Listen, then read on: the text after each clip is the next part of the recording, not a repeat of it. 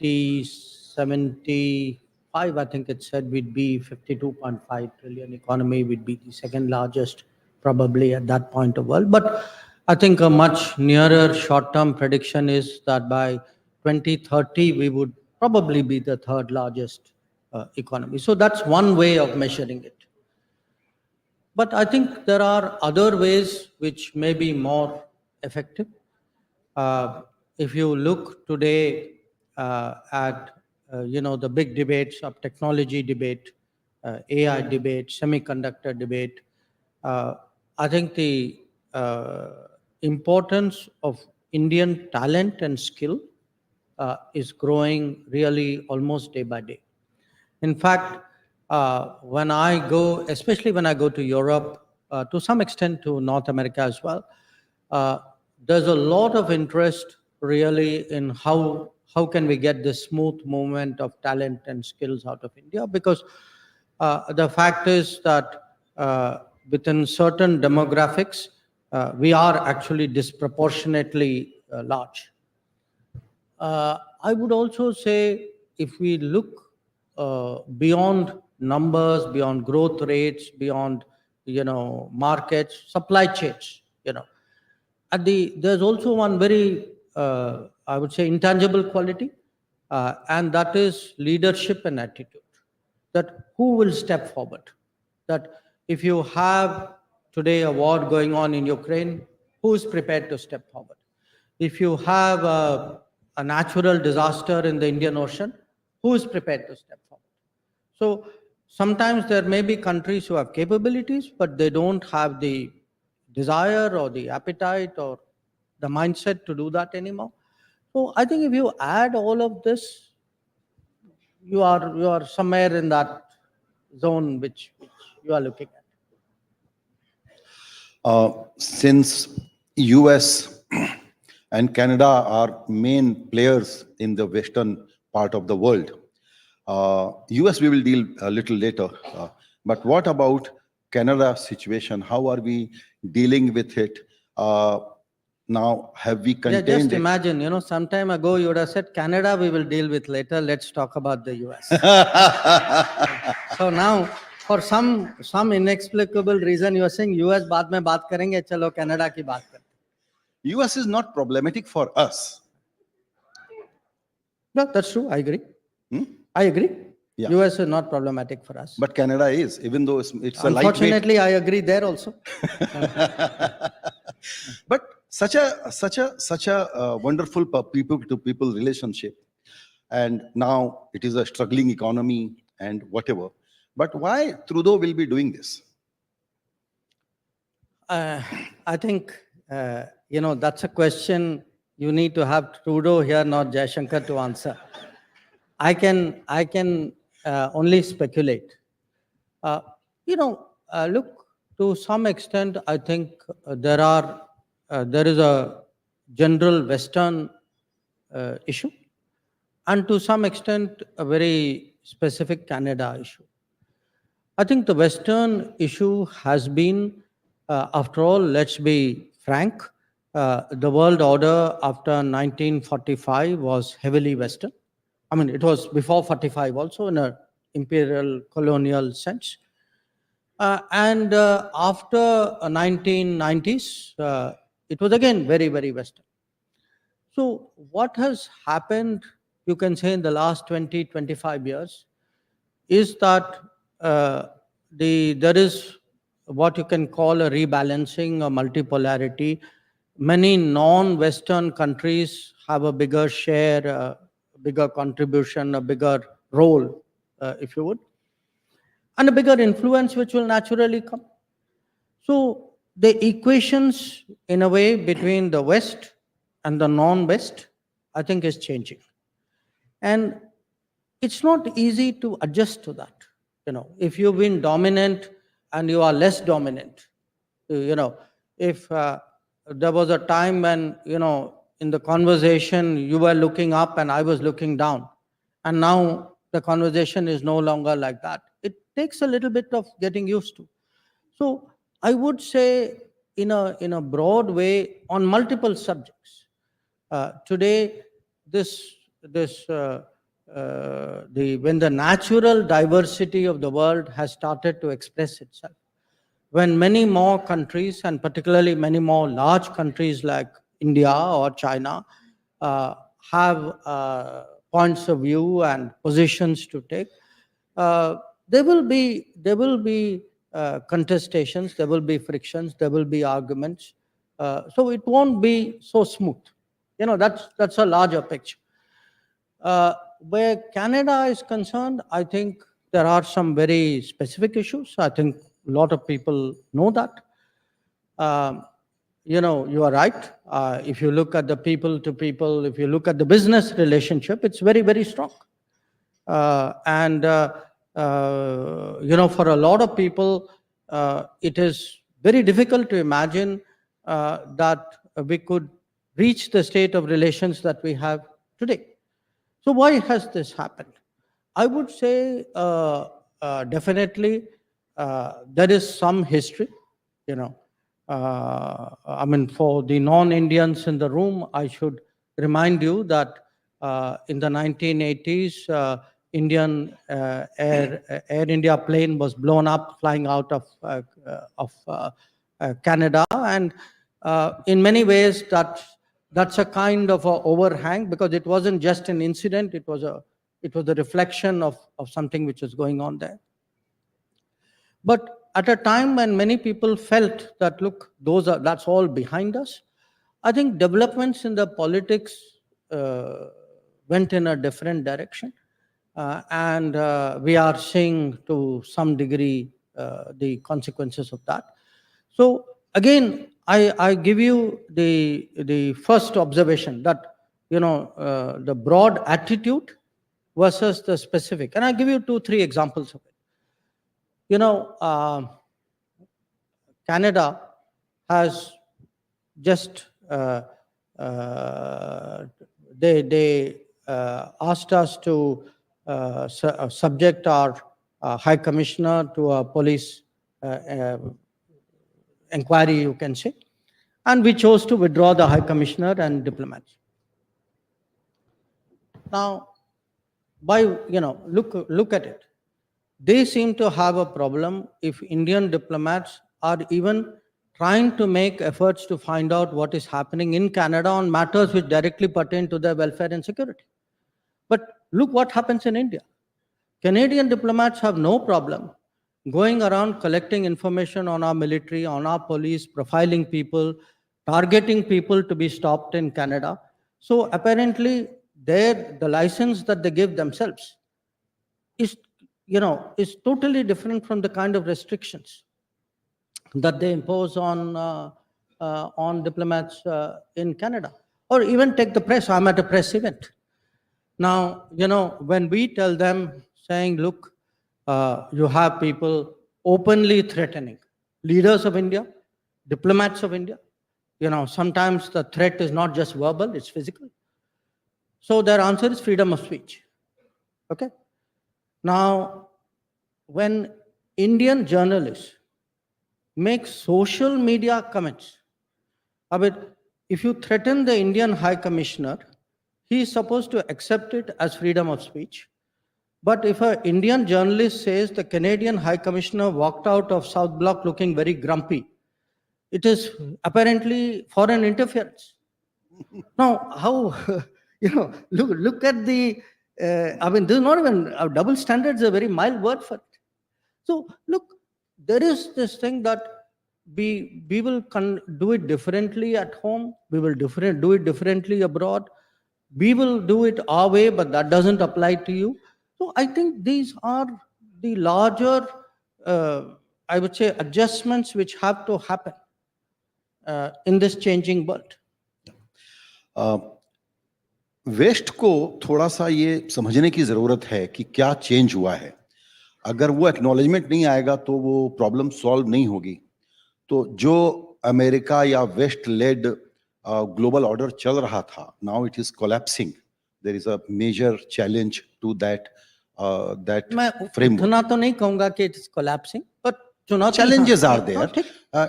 Look at the biggest or best democracy and institutions in America are in difficult situation.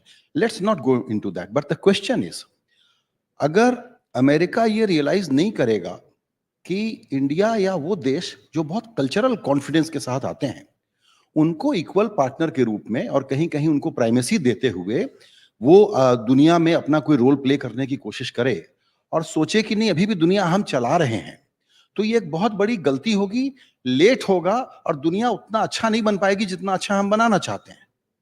नहीं, देखिए ऐसा है, मैं पूरे वेस्ट की मैं बात तो करूंगा, क्योंकि सिविलाइजेशनली आप कह सकते हैं, कल्चरली वो जुड़े हुए, बट मैं ये नहीं कहूँगा कि all of them are on the same page या सब लोगों को वो समझ नहीं है। इनफैक्ट आपने अमेरिका का जिक्र किया, मैं तो उल्टा कहूँगा कि अमेरिका में वो समझ है। इसीलिए अगर आप ये क्वाड जो 2017 में जो बनी थी क्वाड, आप ये क्वाड देखिए, तब तक अमेरिका कहता था कि अगर आप ट्रीटी अलाइन नहीं है तो मैं आपके साथ beyond a point I am not prepare to work with you, उसकी लिमिटेशंस होंगी। Now they've evolved, they have changed. Today आप पिछले 7 साल में देखेंगे how much quad has actually grown. So I would say this, when I go to Europe, when I go to definitely US, North America, there are countries which have understood this. There are countries today who say there is a value to working with India. There are countries who say, okay, this is our interest, this is India's interest, let us find a meeting point. Now, the unfortunate thing is that didn't get through in Canada, or maybe the political compulsions overtook that. I mean, as I said, I can only speculate on the reason. So I would not say, पूरे waste को समझ नहीं है कि जो उनकी order जो है वो चल नहीं पाएगी हमारे बिना. You see, we will all come to understandings. We will, world is a very practical place. तो वो समझते हैं, बहुत लोग एडजस्ट भी करते हैं, कोई कम करते हैं, कोई ज़्यादा करते हैं, कोई कुछ सब्जेक्ट में करते हैं, दूसरे में नहीं करते. तो all of that will happen, but it is just in this spectrum. मैं कहूँगा Canada is way behind. Right. अब चलते हैं चाइना की तरफ, जहां आज एक बड़ा डेवलपमेंट हुआ है. फॉरेन सेक्रेटरी ने ब्रिक्स मीटिंग के ठीक पहले he has announced that some agreement has been reached for disengagement and patrolling. So I'll be very keen to know some details how it will work. Well, I think what Foreign Secretary has said is what I can also say, that for those who have not heard that we reached an agreement on patrolling, and with that the disengagement, we have gone back to where the situation was in 2020, and we can say with that the disengagement process with China, you can say, has been completed. So so far I would say that's as much as I can share with you.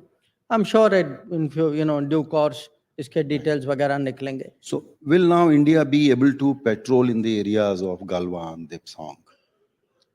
No, you see, there are areas which for various reasons after 2020, because they had blocked us, so we had blocked them. So दो तरफा था, Bob. So what has happened is we have reached an understanding which will allow the patrolling. For example, you spoke about Depsang. That's not the only place. There are other places also. So I think the understanding, to my knowledge, is that we will be able to do the patrolling which we were doing in 2020. Right. So what does this disengagement will finally mean, and how do we now see India-China relation going forward? I think it's a good development. It's a positive development, and I would say it's a product of very patient and very persevering diplomacy. That at various points of time, people almost gave up. You can say, this has happened. So we have always maintained that, on the one hand, we had to obviously do the counter deployments. But side by side, we have been negotiating. We've been negotiating in fact, since September of 2020, when I met my counterpart, Mr. Wangi, in Moscow at that time. So it has been a very patient process, maybe more complicated than it could and should have been. But whatever it is, the fact is, if we are able, as we now have, to reach an understanding regarding regarding patrolling, regarding maintaining the observing the sanctity of the LAC, then I think what it does is it creates a basis that the peace and tranquility, which there should be in the border areas, which there was before 2020, hopefully we will be able to come back to that peace and tranquility. And that was our major concern, because we always said that if you disturb the peace and tranquility, how do you expect the rest of the relationship to go forward? So we'll have to see. I mean, yeah, abhi jo understanding jo thi, it was reached only today. So I think we have to see what the consequential. So we think it is a very important development. So will it be right to speculate that it will have a positive impact on trade and investment? No, look, I would say right now it's your right to speculate. It is my caution as a minister to be careful in responding. So it has just happened. There will be now meetings to see what should be the next steps. Okay. So I wouldn't go so fast. Okay. Understood. Yeah. So let's look at the big picture again. When we talk about India's century, how do you see India-China engagement and relationship going forward? Because if India's century has to be defined as really India's century, this whole balancing game between America and China becomes very important. How India is going to play that game? I would take your question in a way in three parts: India-China, India-America, and India vis-a-vis China-America. India-China, I mean, in a way, if you look at it, we are the only two countries with more than 1 billion people. We have a certain civilizational history, and all of that people know. And today we are on a track of, I would say, economic recovery or rejuvenation. And there is no question anybody who's predicting, if you are predicting developments of this century, I mean, definitely you cannot leave India and China out of that equation. We are very, very prominent, very key almost in a way, I would say. But here is the challenge for us, which is that we are neighbors. We have unresolved boundary issue. There are, they have been rising. We have also been rising. So if two neighboring countries, two large neighboring countries rise next to each other in the same time frame, it's not easy. There are very, very few historical parallels for that. So managing this double rise, you can say, that too in proximity. If one was in some other part of the world, it's a different issue. I think these will require a lot of skill and a lot of deftness and diplomacy. And the truth is, our capabilities will change, our influence will change, our ambitions will change. Both of us will naturally want to be bigger and more visible and more effective in the world. So how do we get an equilibrium in our relationship? I think this is one of the big issues for us and for them. On India and America, I would say, starting with President Clinton's visit in 2000, we broke out of that American mindset of India-Pakistan hyphenation. And since then, from Clinton to Bush to Obama to Trump to Biden, actually you will see India-US has grown steadily all this time. I would particularly, as someone, I've been dealing with this relationship for more than 40 years. I would particularly say last 10 years, and I'm not saying it because I'm politically part of the government now, but the last 10 years, see, lot of the ideological hang-ups that we had vis-a-vis US, we were able to put that behind and forge ahead much more confidently than, because a lot of the constraints were also self-imposed on our side. So I do think today that there is a very, very strong convergence between India and US. It is strategic, it is political, it is very deeply technology driven. When I look at the future of technology and what it means for global balances of power, I think it's certainly an area, a domain which will be very important. If you look at the people to people relationship, the size of the community out there, that is changed. So I'm very confident that that relationship will do very well. It won't be automatic. I mean, बीच बीच में कुछ problems हो सकती, but I'm confident we will always be able to deal with those issues. Now you have US, China. Clearly there's a very sharp rivalry between them today. So these are calculations that they have made about each other. I think where we are concerned, we have to make calculations from our interest point of view. That we have to look at the world situation and say, okay, what are the decisions, what are the choices, or what are the issues on which, taking this step will help me in what manner. And I think that's really what we would like to do. That at the end of the day, if we are looking at a foreign policy which has a very sharp sense of what is our national interest, but also a sense of what is global interest, I would definitely say we would make those calculations and take those decisions and create, the right partnerships which will serve our interests.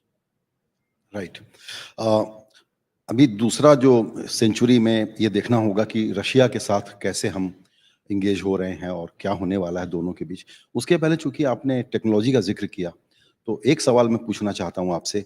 बहुत लोग इस सवाल को बहुत cynical सवाल कह सकते हैं, लेकिन गवर्नमेंट के पास जो टेक्नोलॉजी, कंपनीज के पास defence strategy, this will work out well, no problem, pharma etcetera, it will work out all well. But when it comes to big tech, AI, that kind of technology, even American political establishment is now not in a position to contain what is happening globally. I find it very complex task where India, despite having great public digital infrastructure, when it comes to the big tech, the entire world is now suffering in many ways, in many layers. I see this as a big monster. I don't know, what are your thoughts on this? Containing this is very important, and India can play a great role. That's why I'm asking this question. See, we have actually demonstrated in this decade what can be the benefits of digital public infrastructure. And it's actually been revolutionary in this country. That very, very small things, शुरू हुआ passport से, driving license से. Today, look how much faster your income taxes. Look at, any kind of entitlement. And it's interesting, initially you would say, yeah, IT, digital, these are for rich people, will benefit more. But actually it is the common citizen. It is the most vulnerable, the lowest income person who's gaining the most actually from digital progress. That today, if you have a payment of, say, Kisan Samman Nidhi for the seeds and fertilizer, usko bina cut ke, bina rishwat dete, he manages to get it into the account. Okay, so their health today, Ayushman Bharat, the housing, Awas, even the food entitlements. So what has happened is we ourselves don't fully realize, because I would say all of us sitting in this room, we do not avail of all the benefits and the programs which actually the government today extends. Because I'm in the political world and I go out there and I see this for myself, I can tell you there's a sea change out there. And even last 5-6 years, you can see the change. So we have done exceedingly well in this respect. And I think we'll keep growing. And I actually, in a way, I'm seeing, when I speak to counterparts in Europe or even in US, I mean, take something like election, you know, look how smoothly our election moves. And look at the digital preparation. कि सबको पता है, your voting, your entitlements, your counting, I mean, the whole system. Now, at that delivery, service, governance level, we've done phenomenally well. At the same time, have we produced those large corporates, what you call big tech? No, I would say most of the large big tech corporates are largely American and perhaps to some degree now Chinese. So America, I think, clearly dominates that field. We'll have to see in the, we are now moving to an era of artificial intelligence. Look, the tech world has a relatively short shelf life. They have to keep reinventing themselves.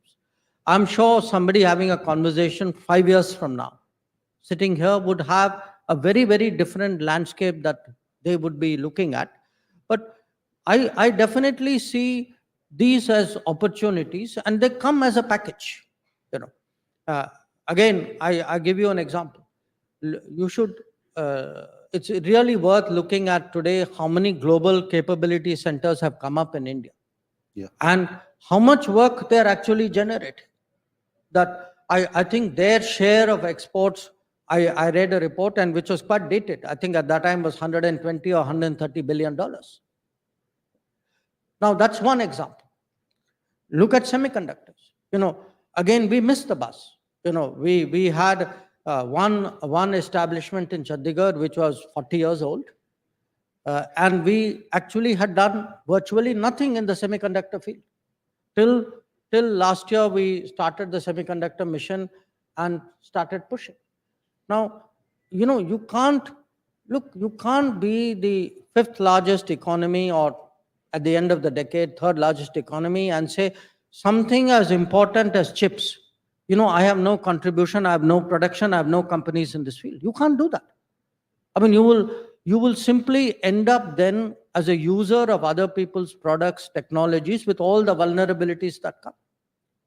So I think you have today government which is thinking ahead, which is as you grow, your planning, your strategizing has to grow along with that. So if you look today at semiconductor technology, or you look today at railway technology, you look today at the fact that we are trying to make an airplane in this country. I mean, we have made a fighter, we are now making a transport aircraft. So a country like us, if this is your century, there must be a manufacturing backbone to it. There must be a technology, emanating from it. All this comes as part of its being your century. You cannot do an India century based on service. You cannot end up as a good market for other people's products. That cannot be our fate. Sir, you have some time constraints, so we have to wrap up and take some questions before we let you go. But I wanted to talk about Russia and then the neighborhood, because neighborhood situation is a sort of mixed bag. So let's first deal with Russia, how India-Russia relationship is going to evolve in this century. By the way, we're going to Russia. Prime Minister is going to Russia tomorrow. So timely question. Thank you. Look, I put it to you very simply. If you look at our history with Russia after independence, I can say, and with fear of contradiction from anybody in this room, that Russia has never done anything to impact our interests negatively. Okay? It's a big statement to make, because there are, among the major countries, there are not many countries about whom you can say this. Now, today, Russia's situation is different. I think Russia's relationship with the West has obviously broken down. So you have a Russia which is turning much more towards Asia. So we have to ask ourselves, if Russia is looking more at Asia, should Russia not have multiple options in Asia? Should we, as an Asian country, not take, what is good for us in national interest?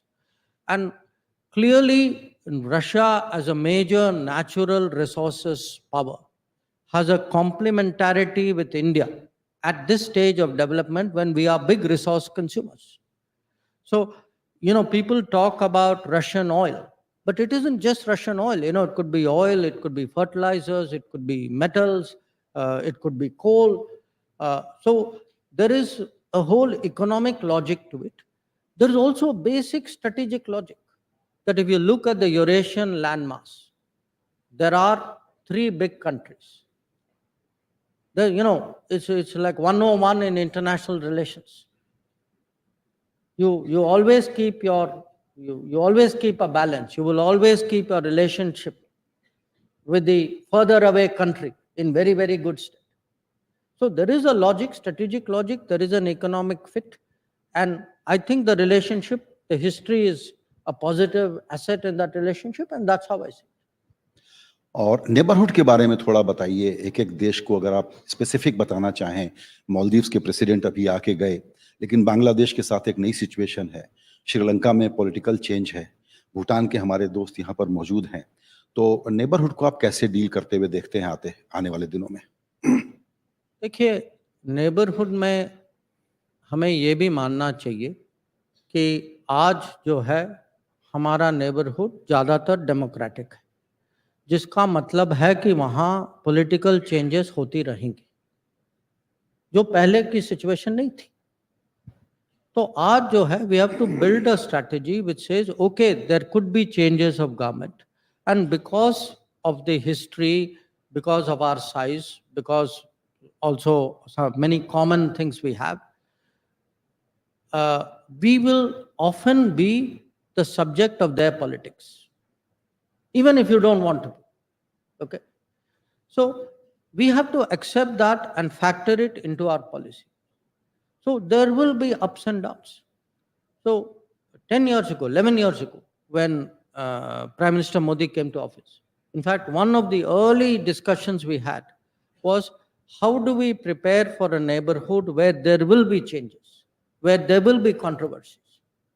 And the answer is, if we can create a record, not just an image, a record of being the country which is a reliable friend, that कोई भी संकट आए, भूकंप आए नेपाल में, मालदीव्स में water crisis था, श्रीलंका में मडस्लाइड था, या कोविड के समय में पीपल नीडेड वैक्सीन, और during when the Ukraine war started there was a fertilizer problem. So at times of trouble, if the neighborhood understands, okay, there is this country, India, it's a generous country, it's a large country, it is willing to step out, it will not get into, I will do what you are doing for me, not that kind of reciprocity. I think if we create that kind of record, which I believe we have, and to me, the sharpest example is Sri Lanka. When Sri Lanka got into trouble, within a matter of weeks, we stepped forward, and we stepped forward without subjecting Sri Lanka to, I would say, political, economic, and other conditionalities. So today in Sri Lanka, we have seen a very, very big political change in Sri Lanka. Okay, a party which has never formed a government on its own is today in power. But when I went and met the president of the party and the foreign minister of the party, for them, they actually said that, look, for us, every Sri Lankan in our minds, India was the country which stood by us at that time when the rest of the world was debating or looking away or negotiating. So with each of these countries, we will have, you cannot have this many countries and have their own politics and not expect problems. Now, there is also an issue in India that every time something happens, somebody will stand up and say, see, your policy has failed, you have a problem. So that is the time for me to keep my mouth shut and wait for the cycle to turn, and then, look very pleased with myself when things go our way. So it's part of our debate. I know right now people are saying many things about Bangladesh, but I urge you to look at the reality of our relationship with Bangladesh. look at the economic relationship, look at the trade relationship. We issue 1.6 million visas a year in Bangladesh, of which I think 30% is for medical purposes. So, the more we invest in our neighborhood, if today this neighborhood is, a country somewhere is producing electricity, another is buying it. One is refining petroleum, another is purchasing it. If a waterway runs from here to there, I use your port, you use my port. If, your tourists come to me and my tourists go to you, this is how you build a region. And I would say the country which has set an example for the region is Bhutan. Because if you look at it, Bhutan started, it was actually Bhutan which had the wisdom to say, okay, let's collaborate. We will generate electricity out of Bhutan, and you commit to buy it. So there is a lesson which all of us have to learn. And sometimes, जी, जब मैंने पहली बार आपका interview किया था तो मैंने कहा हमारी पूरी बातचीत हो गई, पाकिस्तान का नाम ही नहीं लिया। चलिए, अच्छा था ना? नहीं, लेकिन अब मैं इसलिए ले रहा हूं क्योंकि आप जाके आए हैं और स्पेकुलेशन अगेन हमारा काम है करना कि नवाज शरीफ फिर बुलाएंगे प्राइम मिनिस्टर को। सॉरी, स्पेकुलेशन क्या था? नवाज शरीफ फिर बुलाएंगे प्राइम मिनिस्टर को। मैं उनसे तो नहीं मिला था और मैं गया था वहाँ एससीओ की मीटिंग के लिए, और जैसे मैंने पहले से बहुत स्पष्ट रूप से कहा था, I am going there for a SCO meeting, I am a good SCO member, I will be very supportive, and it was a Pakistani presidency of SCO, we were very supportive of it. All of us had an interest कि SCO की proceedings जो है बहुत smoothly चले, तो गए वहाँ, मिले सबसे, हाथ मिलाया, had a good meeting और आ गए वापस। चलिए ठीक है। तो इंडिया सेंचुरी के जो बड़े बड़े कंपोनेंट हैं, दुनिया के देशों के साथ रिश्ता कैसा रहेगा इस सेंचुरी को डिफाइन करने के लिए इंडिया के नजरिए से, उसमें फिफ्थ सबसे इंपॉर्टेंट फैक्टर है हमारी इंटरनल सिचुएशन, इंटरनल डायनेमिक्स, हमारे एस्पिरेशन, वो कैसे पैन आउट होंगे? देखिए, मुझे अगर आई एम बीइंग अगेन, आपको लगेगा कि यह पॉलिटिकल स्टेटमेंट है, but I am actually political science student, तो कभी कभी मैं I look at it slightly academically. See, if one looks from 1950s, there were actually, you can say, many lost decades of this country. If you look, maybe 1960s and 70s, हम लोग जो हैं socialism की दिशा में ज़्यादा गए, बहुत ज़्यादा स्टेट कंट्रोल कर लिया, we killed business entrepreneurship in this country. 80s में अगर आप देखें, instability, the lot of the opportunities. So today we are talking manufacturing. Manufacturing globalization started in the 80s. Manufacturing globalization started in 80s and 90s. We missed the bus. In fact, 80s and all through till late 90s, because of political instability, because of, I would say, ideology, because of policies of various kinds, we actually did not do as well as we could have. We fell behind, particularly if you were to do a comparison with China at that time. So for me, when I look ahead, I would say political stability is absolutely crucial. That just look, अब 100 दिन हुए, थोड़ा 100 से थोड़ा ज़्यादा हुआ है, maybe now 130 days, 140 days. But you look today at even in this short period, the decisions which have come out, 12 industrial zones in the country, new infrastructure projects in this country, big skilling internship issues in this country, support for our agriculture in this country. अगर मान लीजिए तीसरे कार्यकाल की सरकार नहीं होती, you could not have got after this faster. True. So to me, political stability, political continuity is very crucial, number one. Number two, you need leadership. You need people who can look ahead and take big decisions confidently. If you say, if you have a leader who says, look, in this decade, chips will be very important. My country cannot be left out. Or if you say, rail is the backbone of transportation of this country, I cannot continue with a 1950s, 60s railway technology. I have to upgrade it to something else. So if you say, an Indian citizen must find air travel affordable, it should not be a privilege of a few people in metropolitan cities. True. So then you have, saying double the number of airports, which is what we have done in the last decade. So I would say we need vision, we need leadership, we need political stability. We need to motivate young people, give them that kind of opportunities. And that, in a sense, today in the government, when we look, in the cabinet, when we look, in groups of ministers, that's a kind of vision and motivation with which we are working. We are not working for a 5-year term. We also in the government, in the cabinet, we have Indian century in mind. That is what is driving us today. Right. आपने अभी vision और leadership की बात कही और आपने ये भी कहा कि ऑफ कोर्स इंडिया अपना इंटरेस्ट पहले देखेगा, वो तो गिवन है, और फिर आपने ये भी कहा कि ग्लोबल इंटरेस्ट के लिए भी काम गिवन नहीं है। एक समय था हम दूसरों का देखते थे। राइट, और ग्लोबल इंटरेस्ट तो देखना ही चाहिए। मेरा एक सवाल आपसे ये है कि जो प्राइम मिनिस्टर मोदी का डिप्लोमेटिक स्किल, जो डेफ्टनेस हमने देखा है, अब ग्लोबली बहुत सारे पॉलिसी एलिट्स ये कहने लग गए हैं कि एक्चुअली मोदी लेड इंडिया के लिए एक बड़ी अपॉर्चुनिटी है नए ग्लोबल ऑर्डर को शेप करने की। उस रोल को आप लोग कितना अंडरस्टेटेड ढंग से प्ले कर रहे हैं या कितना फ्रंट फुट पर खेलने वाले हैं? देखिए, हम दोनों कर रहे हैं क्योंकि कभी कभी समय, अवसर, मौका ऐसा होता है, you have to be front foot. जैसे हमें लगा कि ग्लोबल साउथ की आवाज जो है बिल्कुल दब गई।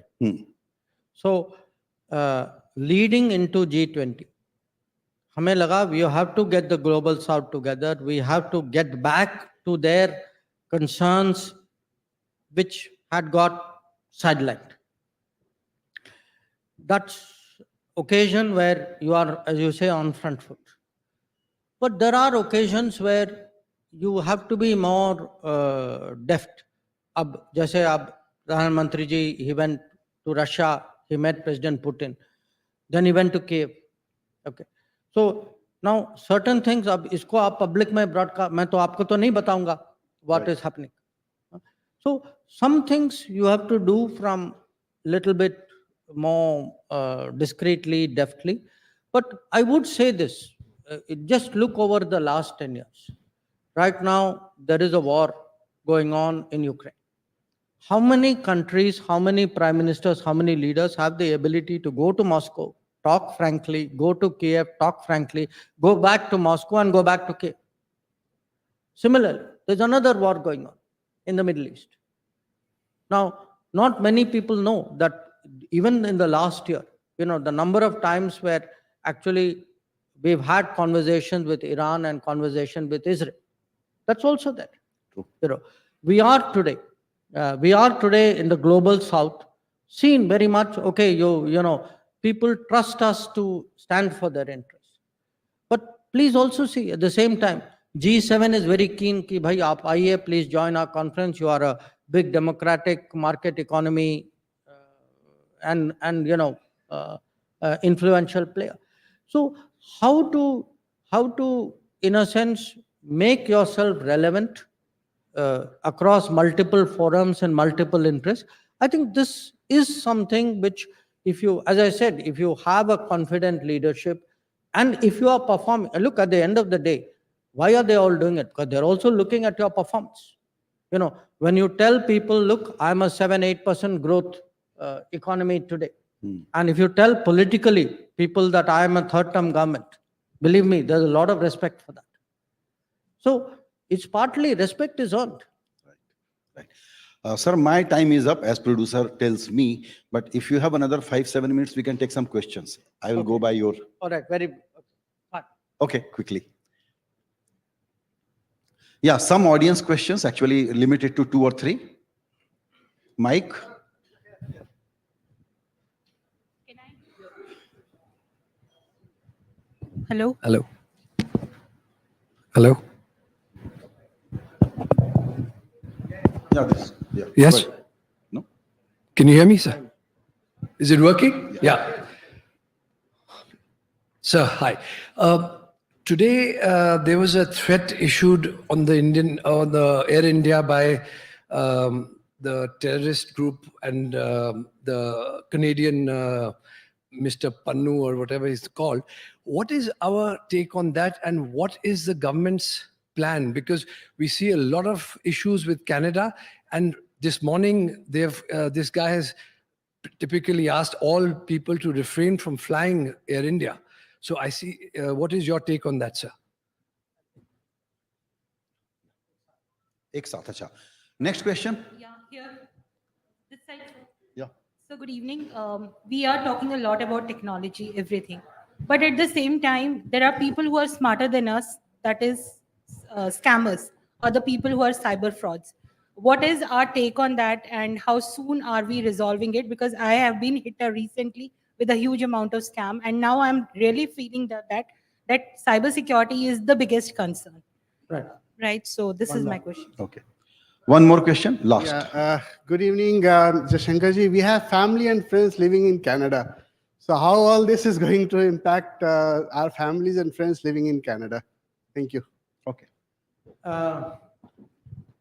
Okay, let me start with that question. Look, I'm not aware of today exactly the specificities, but the broad point is we have seen this would not be the first time. We have seen threats to our airlines. We have seen threats to our parliament. We have seen threats to our diplomats. We have seen threats to our high commission, to our leaders. And that is a source of concern to us, because if these threats, because they are cleverly worded, are then said, they are okay with freedom of speech, I think there are very serious issues. And the point which we make to the country concerned, let us reverse roles. Suppose you were at the receiving end of this threat. Suppose it was your airline, your leaders, your diplomats, your parliament. Would you take it as lightly as that? So, no, you don't get a second chance. I get to answer. So, look, my point is these are exactly the kind of problems with which we started this conversation. That there are countries which feel that your concerns don't matter. That's okay. That's part of our politics. But if the slightest thing happens to them, even if it is legitimate, they have they start jumping up and down. So, as I said, when I see today you're talking of something as egregious as the threat to the airline, I'm talking of something as simple as social. I mean, if a government can list out, I don't know, 20, 25 Indian journalists saying these journalists are today interfering in my country because they have made social media posts. And this is the same government which then tells you, a threat to airlines is part of freedom of speech. I think you ask yourself, whose credibility is taking a hit out here. On your question regarding, cybersecurity, absolutely. The more digital we become, the more cyber we become. It's a great enabler. It's a great efficiency. But with every change also comes the risk. Because, your data is on something. There are things you tell your phone, which you will not tell any living person. So what happens is that every part of that progress also has a parallel danger or vulnerability which comes along. So that is why today actually governments invest so much on cyber security. So you're worried about your telecom, you're worried about your apps, you tell people, computer do this. Well, if you look even at TV, why does, say, Reserve Bank of India or other banks put out these ads saying, please don't give your PIN number to somebody, don't do this, don't do that? Because it's in human nature to fall for some of this. So I think people need to develop that cybersecurity mindset also along with that. The third question the gentleman asked, look, I think we are having a problem with a segment of politics in Canada. I don't think, I would not take this into, about families being safe. I think, people to people relations, we would like to maintain it. I think we need to sort of narrow this down to and define this problem for what it is. So I would not be so anxious. Thank you very much sir. आज सुबह prime minister ने ये बताया कि India century का उनका vision क्या है, और आपने बहुत अच्छे तरीके से बताया कि वो कैसे इंप्लीमेंट होगा। आपका बहुत बहुत शुक्रिया। Thank you.